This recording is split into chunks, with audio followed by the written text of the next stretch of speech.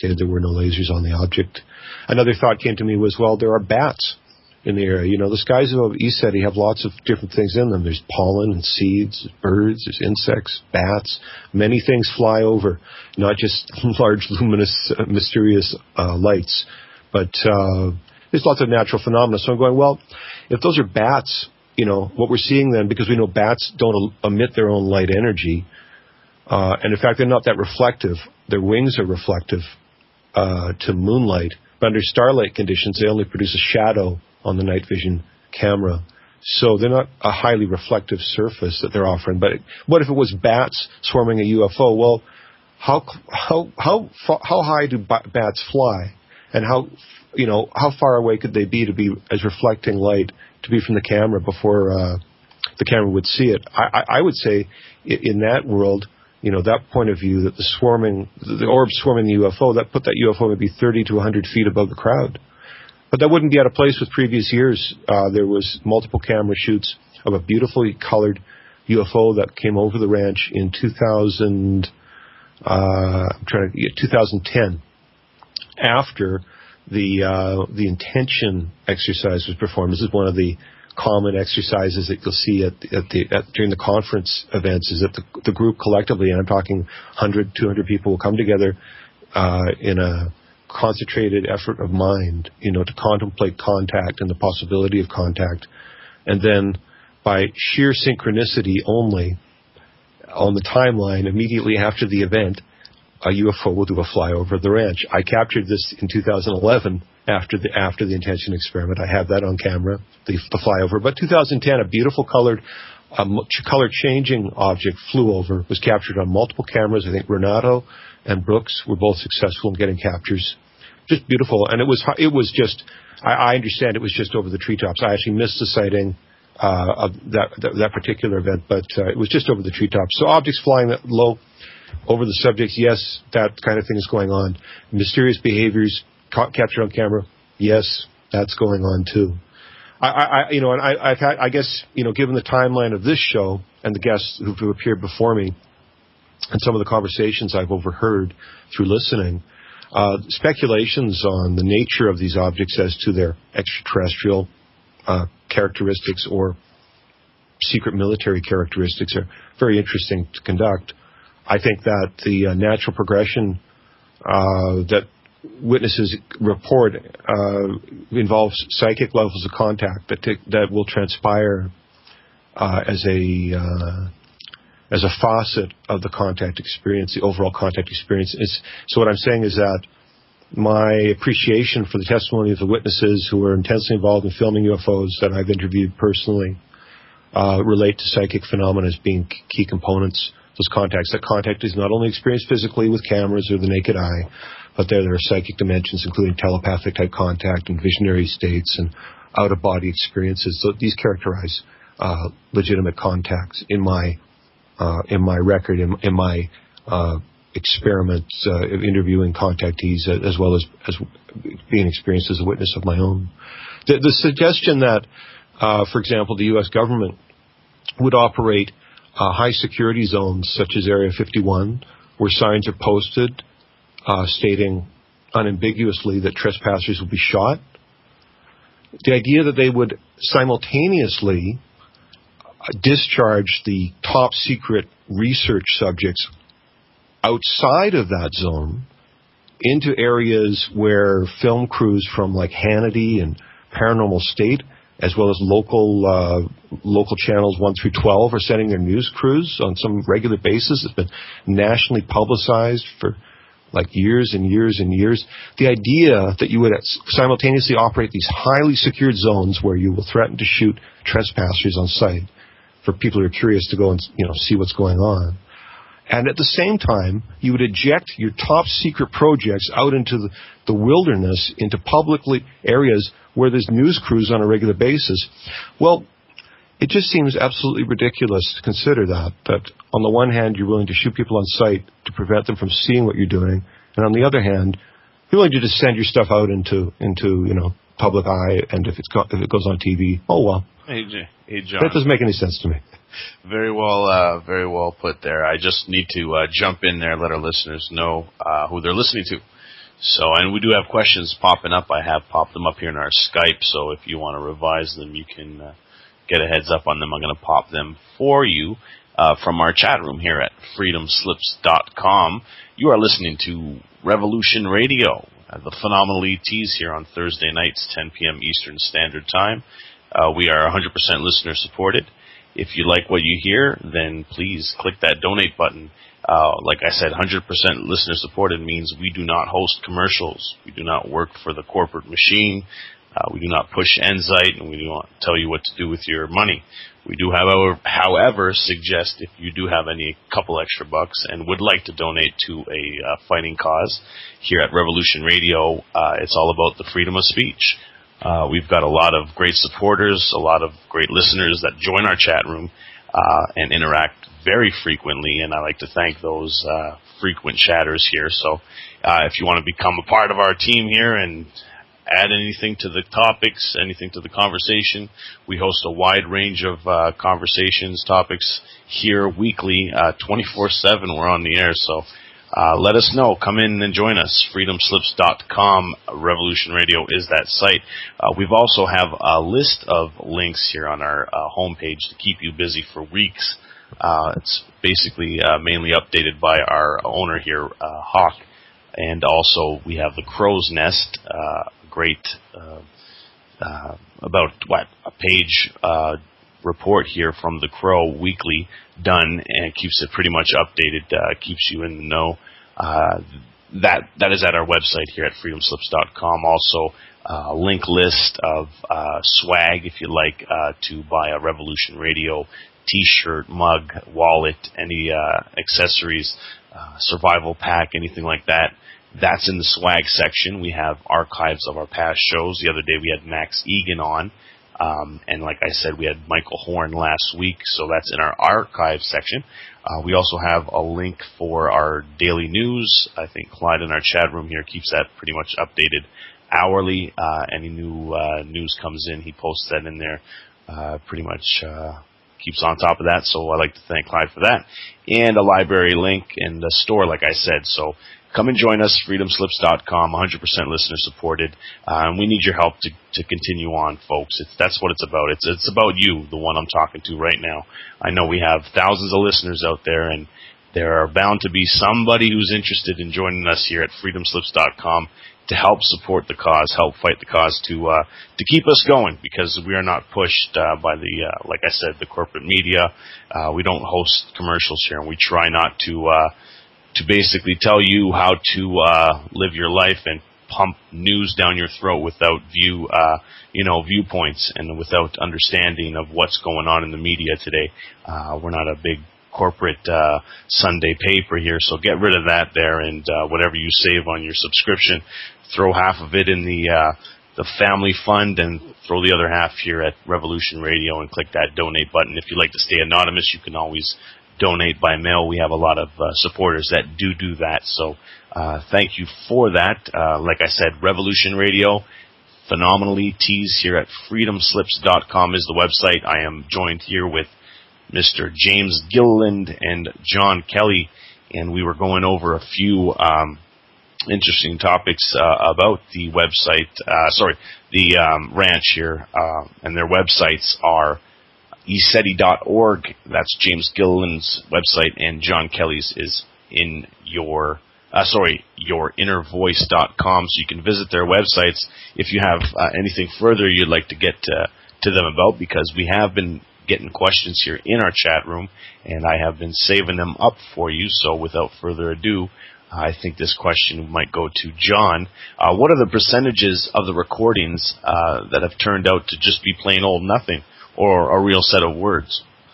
Yeah, that's a very interesting question. So the question relates to when you conduct analysis where you record the human voice, then you replay the voice in reverse to attempt to detect unconscious messages. What's the frequency of those messages? I'm able to produce a demonstration on camera where I take a 1-minute sample from a speaker, and then within 5 minutes I produce an analysis that detects one message, and then the speaker will be able to verify the information disclosed in that message. So I'm saying that the the pronunciation of unconscious messages that are intelligible through that method is not continuous. It doesn't happen every time we speak. It's like a burst transmission. But the frequency, when a skilled practitioner conducts an interview, such as myself, and can produce a result with a 1-minute sample, that tells us that we're not dealing with a million monkeys with their million typewriters to produce the works of Shakespeare. This is a workable tenet. This isn't something abstract or ridiculous and hypothetical. This is something that is practical, and that's why I can produce clinical work and turn around news stories overnight. Analysis and reporting on keeping with news cycles. I wouldn't have been offered the title of feature producer on CBS Radio if I hadn't been able to keep up with the news of the day. Yeah, exactly. Couple more questions here.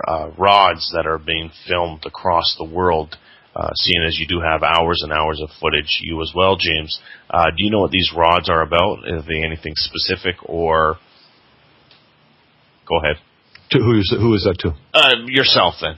All right, well, I'll start, and I know James will have more to say. Camera systems in the digital era produce something called EXIF data, EXIF, and this allows us to track backwards, to look at the performance of the camera at the time the image was taken.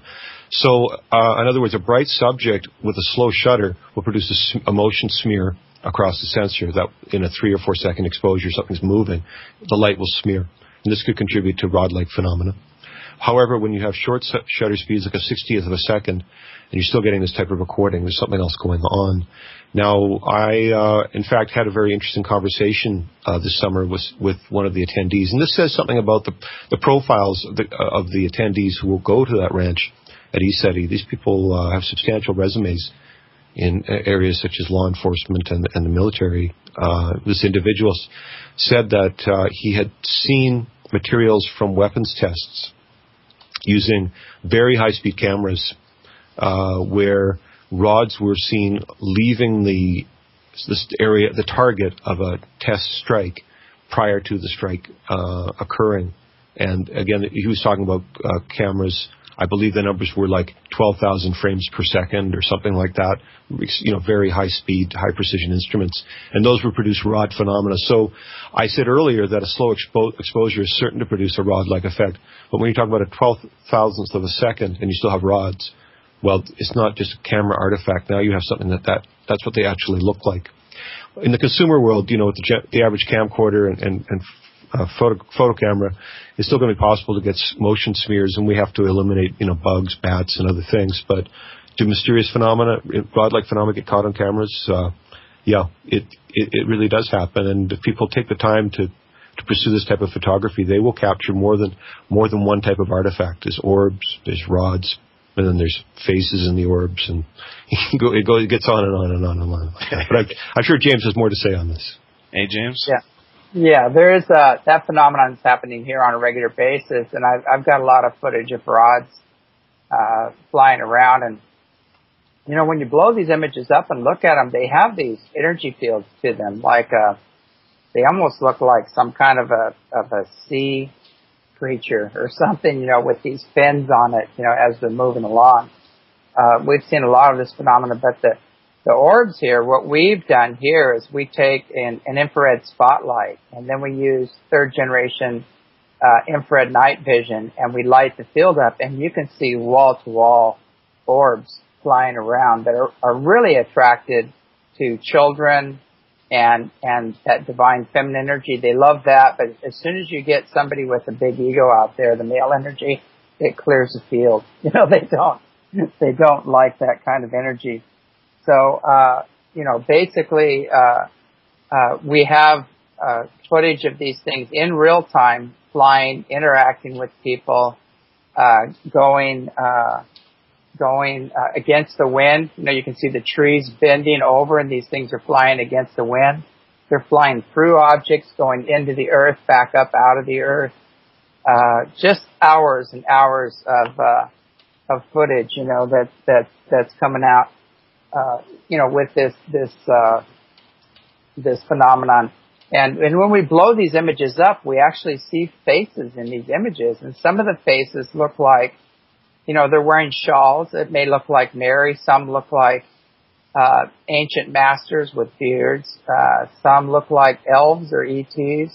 And we've even seen some animal faces in these images. So my understanding is that they're beings, but they're higher dimensional beings without bodies. That's my understanding of most of this phenomenon. And as far as the rods, I think they're just some kind of a astral fish, you might say, or organism. They call them skyfish or whatever. They're some kind of an organism which I have heard from others that are here to kind of help clean up the energies on the planet. Who knows? They could be like some kind of like, you have an aquarium and you have the little scum suckers that fly around and clean off the lens, so you can see better.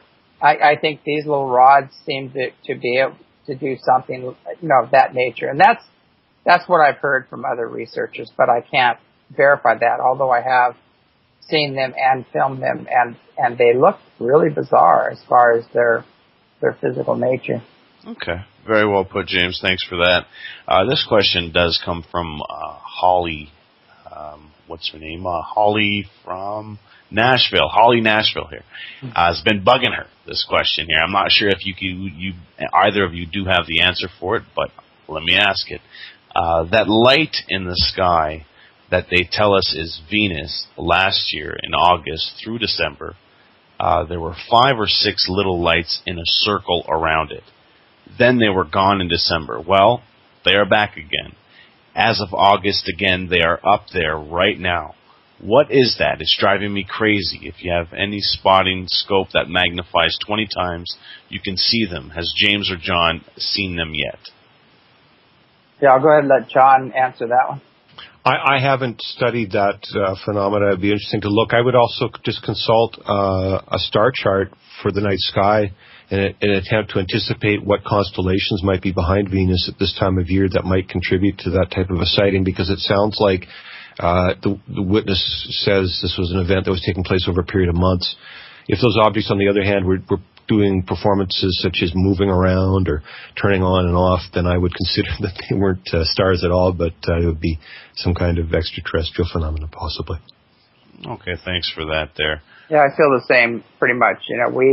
We have people will see, some large objects come up, in the northern sky, and they'll go along the mountain range, and they look like they're going up and down, but they're just stars. They're large stars going against the star pattern, and they're there every night. But when people see them, they get all excited because they're changing all different colors.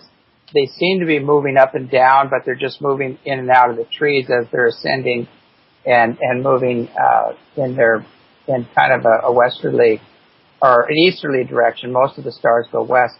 But, when you see something every night come up and you have a star chart and you identify it, then you have to say, okay, that's not a UFO. And I've actually had people get really upset at me by pointing this out, that, what you're seeing is not a UFO, or if we see a triangle ship with dirty light coming in, I'll tell them it's not a UFO. I know it looks like a triangle, but it's not a UFO. There's no energy exchange. The light's dirty.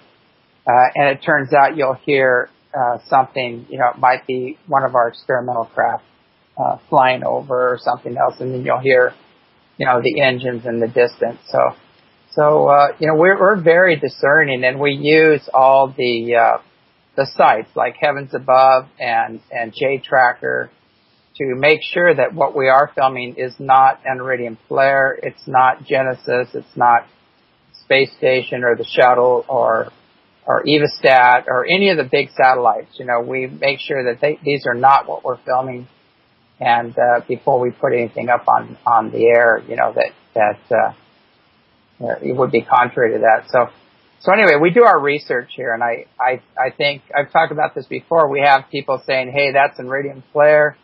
It flew over at 9 o'clock, you're busted. And we go, well, problem is that we filmed this at 11 o'clock, and at 9 o'clock you can't use night vision gear in the middle of summer here because it'll white out your equipment. It'll probably ruin your equipment. So, there's a lot of flack we get here constantly where people don't do the research. They're armchair investigators.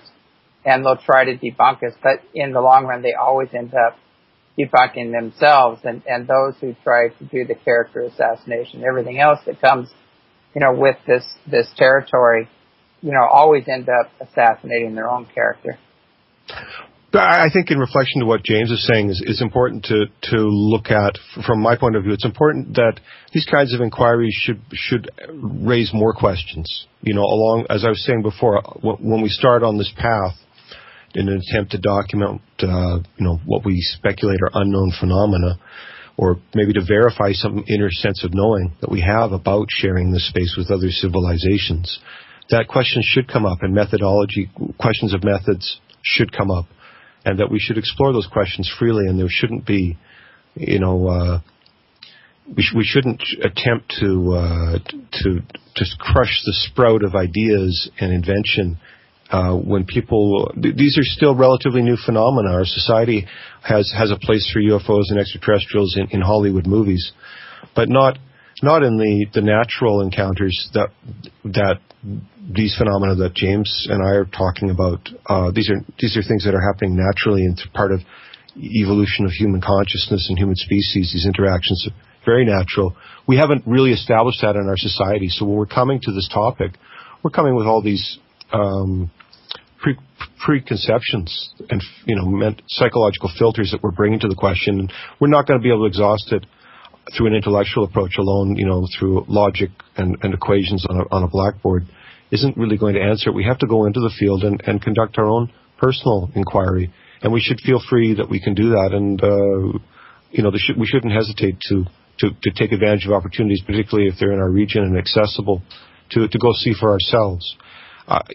Some people want to be in all fields of research. People want to be the high priests, and they want to control the dispensation of knowledge and play gatekeeper. But I say that with the short time that we have in our human lives, the more that we can see for ourselves and use our senses and our abilities to make informed decisions, the better it is. And this subject's no exception. It's still very new in the overall frame of ideas, and a very underdeveloped area as well, particularly on the civilian side, exploring these questions that are really raised by human contact with extraterrestrials, human contact with UFOs. These raise a lot of unanswered questions. So we should be open to questions coming up as we proceed, but we shouldn't stop proceeding just because there's questions. We should hope that through our continued inquiries and efforts that we'll be able to address those questions. And I don't believe I have the answer to every question on the subject. I think I have more questions than I have answers. I have more questions now than when I started, but that's okay. I accept that. I think that any reasonable scientist that I've ever talked to would support the idea that, in order to achieve some level of understanding, you're going to have to invent some new questions, and those questions will be forced on you during the course of your research. And if that's not happening, you're not really doing anything real. Yeah, exactly, John. Thanks for that.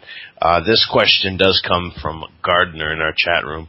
I hear that there's an event that should be happening the last week of September. Can you give us an idea of what is supposed to happen? I have heard different scenarios. One, that there will be days of darkness, or that there will be earthquakes. Can you give your opinions? We're shortly there.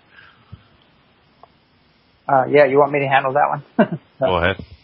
Okay, yeah, this is James. I was given some information a long time ago, and I've been double-checking on it, and I've been getting some very clear information, as they told me from the 17th on that I really need to be home. And from then till November, that we are going to be experiencing just unprecedented changes. And these are changes on every level, social, economic, political. There's a lot of upheavals. The stock market just crashed. There could be a huge revolution here, just like there has been in other countries. There's all kinds of things that are unfolding. And also the sun is going ballistic. Our grid could be going out at any time. We just had a massive X-class flare shoot off the sun again today, but luckily it grazed across our bow. It wasn't aiming at us.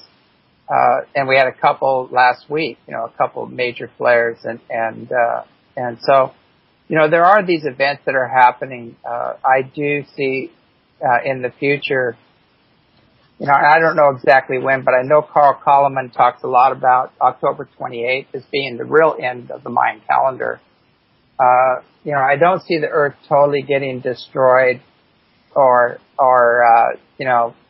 us totally getting annihilated, but I do see some major changes happening here on the Earth on every level, and we need to prepare for that on every level as well, mentally, emotionally, and physically and spiritually for these changes. And as I said before, if we get our act together and align with our own higher consciousness and energy and our multidimensional selves and hook in with these other beings, we will get a lot of protection. There's a race right now. You've got the Earth and her evolutionary process and her ascension process that she's undergoing. And you have the collective consciousness of humanity creating a reality. You have individual people making choices all the time and choosing to let go of the old ways and moving from areas that would be affected by major earth changes. You also have divine intervention coming in from a lot of different levels. The masters, the ascended ones are helping, the ultra dimensionals. There's so many things going on. And so it's a four-way dance, as to how this is all going to unfold. And my advice is for anybody who's listening is to really start praying for the best, pray to the higher dimensional beings, the creator within, whatever you feel like you need to connect with, and start asking for help, both personal help and help for the planet. And if we can do that on a massive scale, we can get that divine intervention and we can divert a lot of these catastrophes that are coming. But, I don't know how this is going to unfold because there's free will. There's a lot of choices being made individually and collectively, and there's choices being made on the divine intervention level that haven't been made yet. So it's really, we're going into this time of it's just unknown. You can't really make any predictions other than get ready for some major changes. I mean, that's and it might be a good idea to get off any major active fault lines or coastlines or things of that nature, because there does look like there's going to be a lot of earth movement, and don't depend on the grid staying up forever, and take care of your basic needs. Thanks, John. Did you have any information to add about what you think is happening?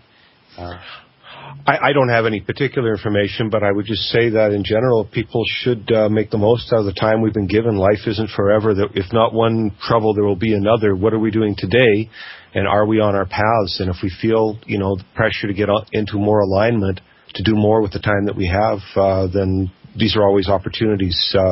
Who have you connected with today? Did you reach out? Did you extend yourself beyond what you thought your limitations were? Did you grow as a person? Did you achieve the things you had set out to do? I think it's healthy to examine these questions. I don't have specific information. I listen to others and their comments about what's going on, and I read the news, of course, and I see we're challenged on many fronts. We have nuclear radiation streaming across and in the Pacific Ocean all over the west coast of North America. We have terrible radiation contamination problems coming from that, and other failed nuclear installations in North America as well. We have economic problems. We have a lost generation that's being talked about now in the United States, where the young college graduates can't find employment. They expect they will be bypassed in the food chain by their younger peers. So there are certainly challenges on the table today. Many people have lost jobs, and economic recovery is something people talk a lot about. But for the jobless now and the homeless who've been created through these times, there's no immediate answers. So again, it's about within our capacity, leveraging our potential for change. And I worked as a clinician for years, and working with people dealing with intractable problems. But I saw people solving those problems through the power of their own creativity. So ultimately, I'm very optimistic because I believe so much in the strength of the human spirit, and our potential, the cosmic potential within the individual, is there for us to harness and bring to the full force to bear on the problems of our day-to-day. And we can solve those problems if we have the desire for change for the better, we can achieve it. And again, it's just people feel the clock is ticking. Then no better time than the present to get onto that positive and constructive agenda that you had set out for yourself, and make sure you achieve those goals with the time that you have. Thanks for that, John. I just want to let our listeners know we'll open the phone lines at the moment. We've got 2 more questions coming up in chat room, but grab your pen and pad, folks, and we'll be taking in those calls. In the U.S. and Canada, the area code is 347-688-2902. That's 347-688-2902. In the UK, 020-3286-3697. In Australia, 0390105725. In New Zealand, 03669-2431. And as always, a free call on Skype. Type in Freedom Screen in the search box and add us as a friend. We'll accept your request, and you can call in and speak with either John Kelly, James Gilliland, or myself. And I want to let all our fans, all our chatters, all our listeners out there know that the 5th caller today will get a free Revolution Radio T-shirt. You can start shopping in the swag section here at freedomslips.com. And you can pick your size. You can pick whatever T-shirt you want, whatever color, whatever design. And the 5th caller today will get that free T-shirt shipped out to them. It takes about a week. You'll get it next Thursday. So thanks for that. And again, in the U.S., 347-688-2902. James and John, we do have 2 more questions that have come up in the chat room here. I think this was from Gardner as well. We were there on our birthday. I'm assuming it's James's ranch. On the weekend, I saw the pinkish red ships that formed a triangle. They changed formation several times. James, did you find out who they were? Thanks. I did. It was such a strange name I've never heard before. I asked some of my contacts. It was almost like Brillians or something like that. But they are a group of beings that are here now to assist us. I can't remember the name. It sounded really strange. That's not the right name. I'll have to go back and look at it. I wrote it down. But these beings are here to assist. And, when we blew those photographs up, they looked like, the Starship Enterprise, basically. It was pretty crazy. And I thought it was crazy too that they hovered right over Jonah Ministries and the Baptist Church, and came in as 4 objects, and then looking like a triangle with a trailer, and then ended up stopping and just hovering there for about 10 minutes. A lot of the locals saw it and got some photographs of it. So I thought that was kind of hilarious that they did end up, right over the Baptist Church. We did ask them. I asked a few people that were involved over there. They had a big camp out and gathering at the time, and I have not heard one peep from that group as to what happened over there. It's almost like it never happened, or they don't want it to happen, or I don't know. Yeah, true. We do have one more question. I'll make sure I add that a little bit later. We do have our first caller, Mr. Joey Diamond. How's it going? I'm on there. Oh my God, I can't believe I'm on there. Am I calling number 5? Did I win a T-shirt? Yeah, no, you've got to call back 4 more times. Be number 5. Oh, darn, I want my Revolution Radio T-shirt. All righty, Joey. Joey's a fellow host here at Revolution Radio. He's the behind-the-scenes man during the day. So if you're listening, it's due to that man right there and Hawk. So thanks for that, Joey. Any questions for John or James? No, just loving the show, listening in. Thought I'd have a little fun with you and get the call started off. You got 4 to go for a free T-shirt. Cool. Thanks a lot, Joey. All right, you guys enjoy. Great. So you just heard that. That was our first caller. 4 more callers, and you'll get a free T-shirt shipped out to you. I did give in those call-in numbers. If you want to join our website, freedomslips.com, you can get the numbers there and call in. Yes, John and James, we do have another question. I guess this one's for James. Have you seen the last Wilcox? I guess that is... the name is Miss Lee. Oh. Fulford? Yes, Fulford interview, but the Wilcox, David Wilcox, sorry, and Fulford interview, and what were his thoughts on that interview? Yeah, I'll probably get in trouble on this one, but you know what's interesting is a lot of the information, and I think Wilcox puts a lot of good information together. He's a very good synthesizer and packager of information. I also know too some of his inside guys that he's talking with. I would probably like put in the back burner a little bit because they have given him some misinformation. So we have to be really careful of inside information because even the insiders can be lied to and not really know the big picture, such as some of the predictions that, Obama, I guess in December was going to disclose and, a lot of these other things. Yellow. We are just getting the calls running in here, James. Sorry. So anyway, I'll go further on that. But I'm really hoping that I read that article, and I'm really hoping that it's true. It's amazing where they said 87 countries have band together. They're throwing out the cabal, the international banks. Okie dokie. And, creating a whole new system here, and I guess a lot of people are supposedly being arrested and taken out of the picture. I've heard a lot of these stories before, and I see the same characters walking around that are supposed to be arrested or whatever. But, I'm really hoping that this is true. My gut feeling that is a lot of it is true, and there probably is, there probably was a major event that happened with a couple underground bases, that might have gotten taken out. But, all the details around that and everything else, we'll just have to wait and see how they unfold. But, one of the things that I've seen over and over again is whenever you're going to have a false flag operation or a PSYOPs operation, you're going to run both programs. You're going to run the operation and those who are contrary to the operation. So we have to really be careful and use discernment when this information comes out and make sure that because then we give our power away to these other people. They're taking care of it. They're looking into it for us,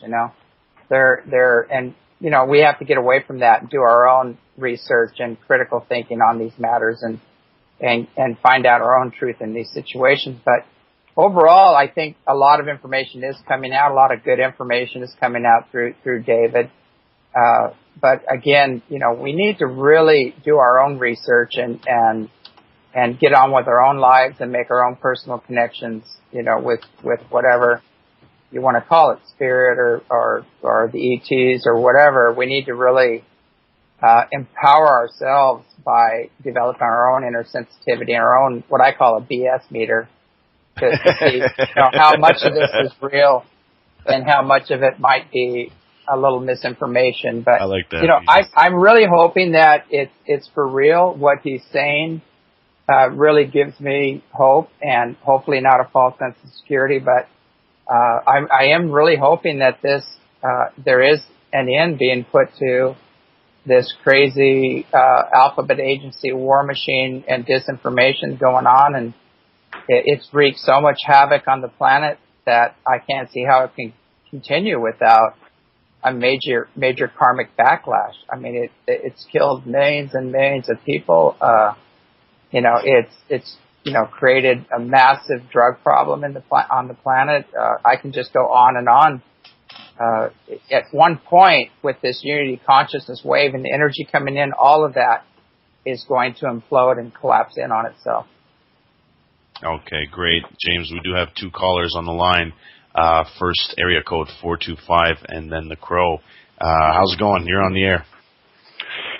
Yes, I wanted to ask either one, in neuroethology, what their worldview is, basically on, do they think that there's, because I came in late on the program, there's just a whole bunch of races of different aliens visiting the planet. I mean, is that, some are malevolent, others are trying to help us, or is that basically the, world or universal view that you have? And then I had a question. John, do you want to speak about that, or I'll come in later on? Okay, I'll go first, and I'll say that what I feel I'm exploring are parallel civilizations sharing this planet with us, and the boundaries between our civilizations are flexible enough that at times that there's flow between the two cultures. So I'm not considering, in other words, that when I see something in the sky at 5 o'clock in the afternoon in Vancouver, that it had used some kind of means to travel from a far distant, star system, tens of light years away to make that appearance, but rather was operating in the area and had some long-term commitment to being in the area. It's just that, due to perception and other factors, like operating at slightly different frequencies or existing at slightly different frequencies, there's some kind of dimensional gateway allowing me to have that perception. So right. So you believe they're interdimensionals, then, basically. But the point I was getting at, do you think there's that some of these beings are for our benefit? That's where I want to pick it up. That's where I want to actually... All right. A good question. So in the Sanskrit culture, because I follow yoga as my sort of foundational philosophy, there's an understanding about different levels of frequencies of different kinds of consciousnesses that will appear under these circumstances. And some are considered beneficial, and some are considered detrimental. And so some will support people's, spiritual progress in life. Do you have any money? And others will impact people negatively in their health and other things like that. So in the Sanskrit culture, the different devas, the Gandharva, the Siddha, et cetera, they have different characteristics, and this is written about in text in Mahabharata. It's discussed in other texts in Sanskrit literature. So that's the foundational approach I take. But in that culture, it's understood that the frame of mind of the experiencer plays a role in the qualities that they attract from the universe. So the people that we hang out with are reflecting her own characteristics. Right. Well, let me give you a Christian perspective on how I see these. I think it's an old, very ancient, demonic race. I mean, outside of the Greys and the reptilians, those are the two most group of beings that people see outside of all the other 57 or 100 or 2, whatever.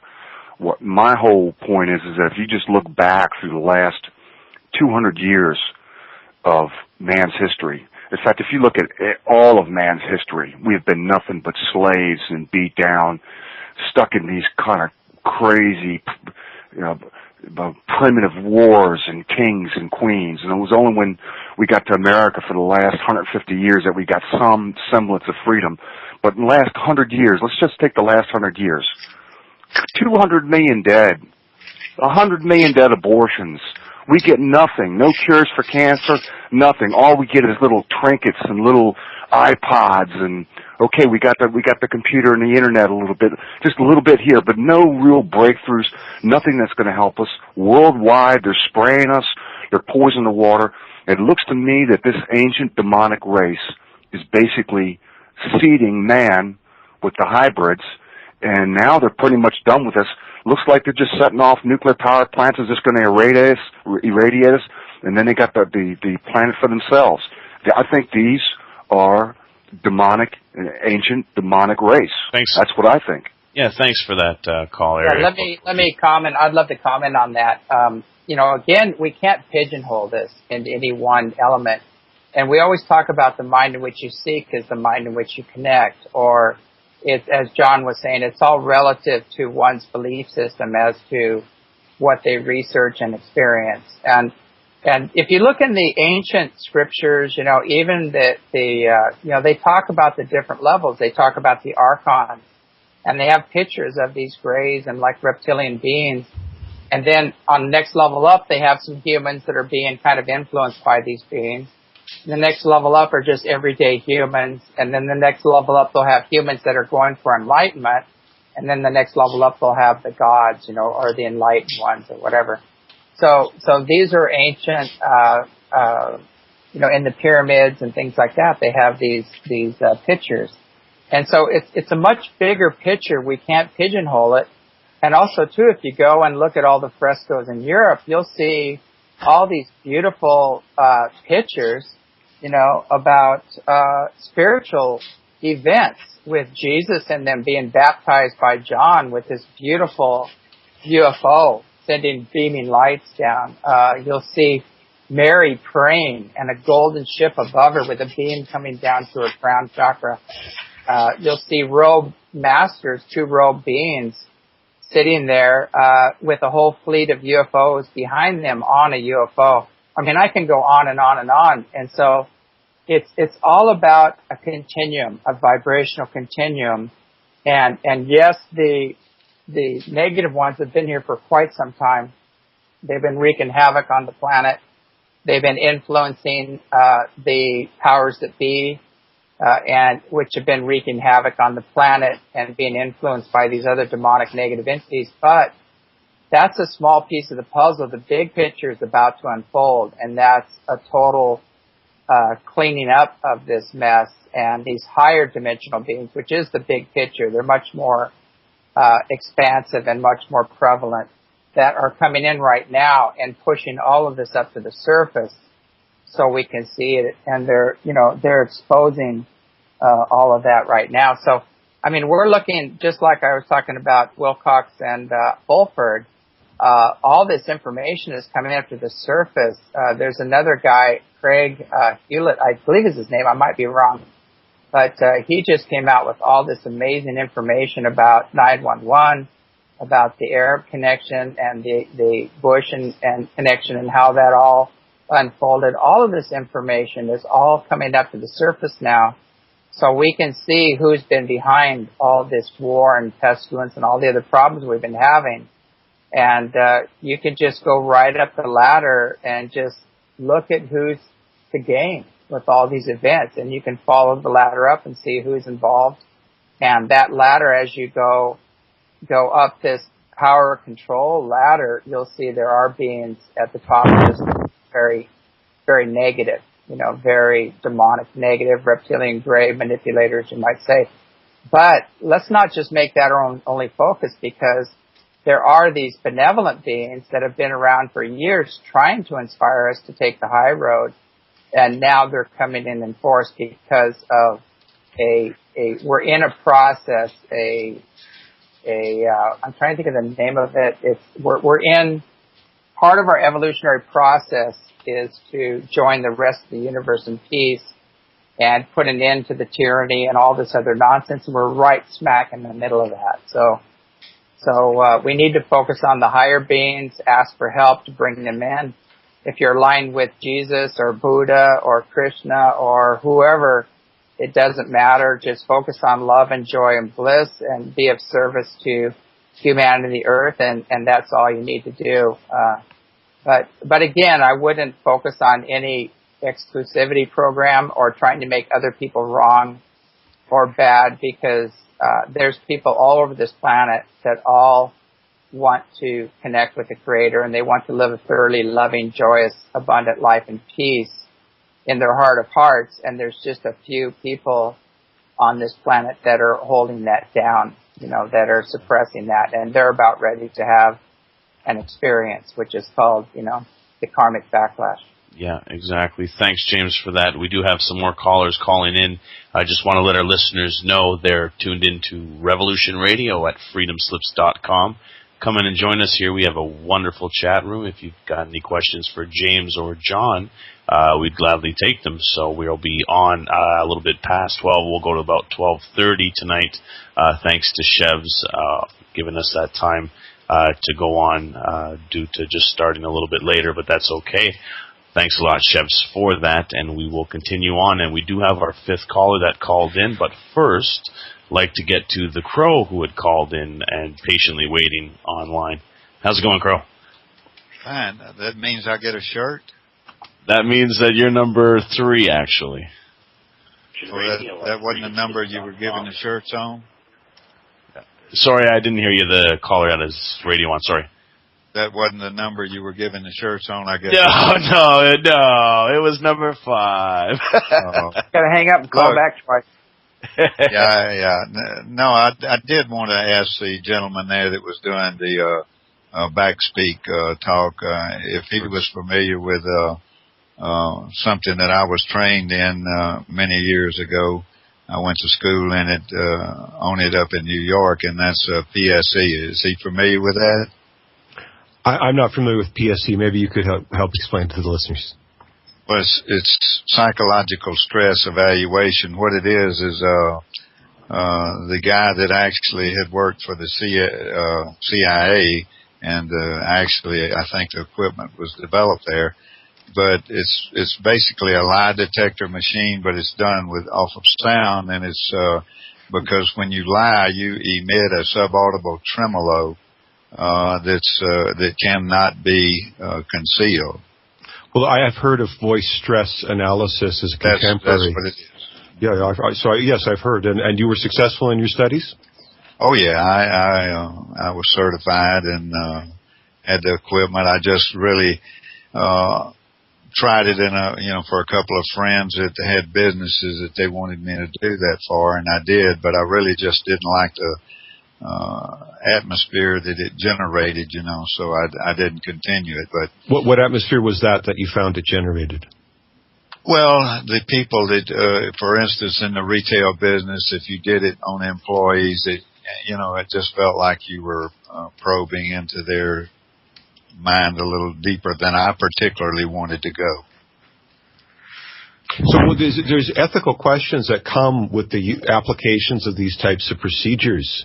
And they invite us to expand our understanding of the meaning of knowledge and privacy when accepted boundaries, the etiquette, so to speak, of human communications are being bypassed. I mean, I think one of the most significant questions relevant to this in our contemporary, our era, is the use of illegal surveillance on civilians in ostensibly democratic societies, where we live in a society now where our phones can be tapped by the NSA, where the internet service providers and the phone companies are complicit in the breach of people's civil rights.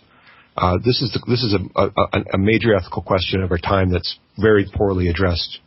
And so individuals who have any experience, like yourself, Mr. Crow, any experience with this form of surveilling or detection of secret, personal, or private information, trespassing, let's say, through bounds of etiquette in order to make these perceptions.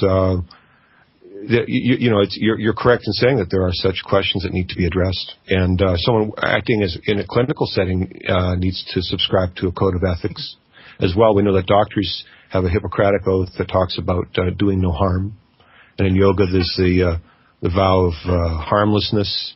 The Bodhisattva vow, these kinds of things come up as well. So ethical considerations are very important in a society where secrecy and surveillance are stressed and enforced in very heavy-handed ways. Yeah.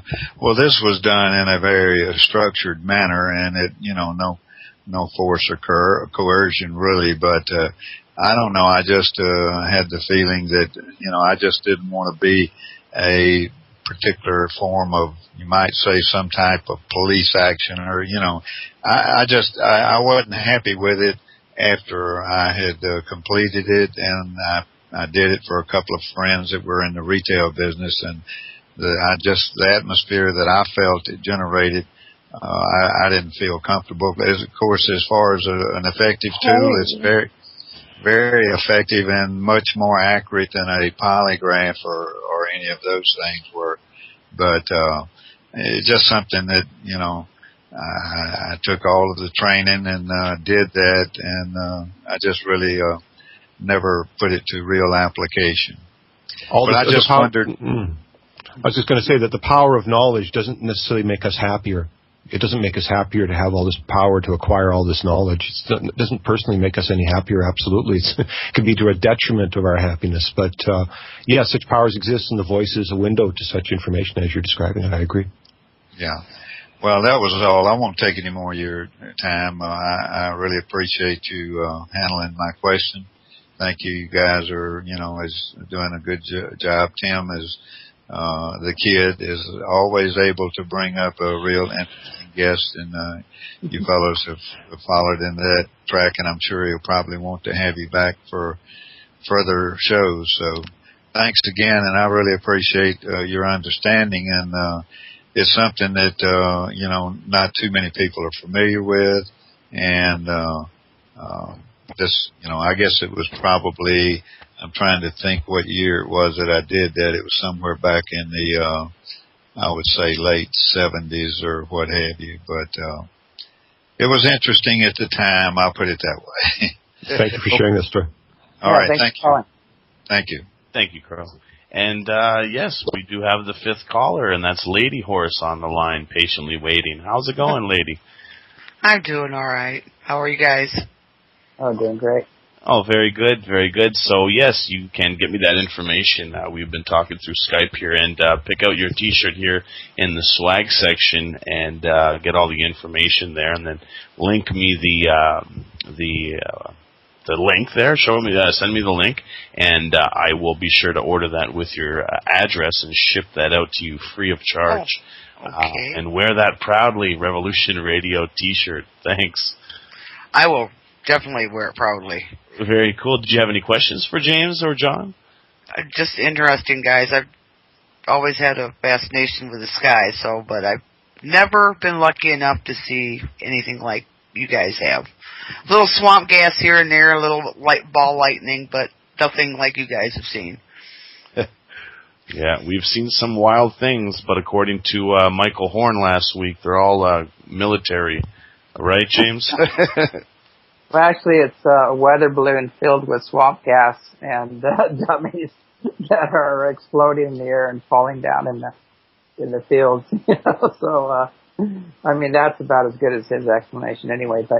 But anyway, going through that program of it being all military, we've had pink ships, green ships, blue ships, purple ships, every color ship you can imagine, massive motherships flying over, triangle ships that are miles wide, making turns, going back the other direction. We've seen pyramid type ships, giant cylinders here, metallic ships. We've had every kind of ship you can think of in the area. And to me, having triple PhD Boeing engineers and Skunk Works people, Lockheed engineers, people that have back engineered this stuff. We've had alphabet agencies here. They're coming here to figure out what's going on, and they don't know. They don't know who these beings are. They've made it very clear. They said, whoever these guys are that are landing, morphing from 1 to 3 back to 1 again, the ships are phasing in and out, and what they're seeing are things that they have never seen before. And they made it very clear this isn't any of our secret space fleet. This isn't any of our Area 51 stuff. What's happening here is far beyond anything that we've been able to back engineer. So, it makes no sense. When you look at all the evidence, you can throw out accusations and assumptions all day long, which is a process he likes to do, and try to assassinate somebody's credibility, or character. But the bottom line is, when you put all the evidence out on the table, every one of those accusations and assumptions doesn't hold any water. But when you're talking to somebody that's too narcissistic to figure out that they might be wrong, or they're too, brainwashed or cult mentality to use critical thinking or base logic or common sense, all you do is you just waste a lot of time and energy dealing with the constant, accusations and assumptions.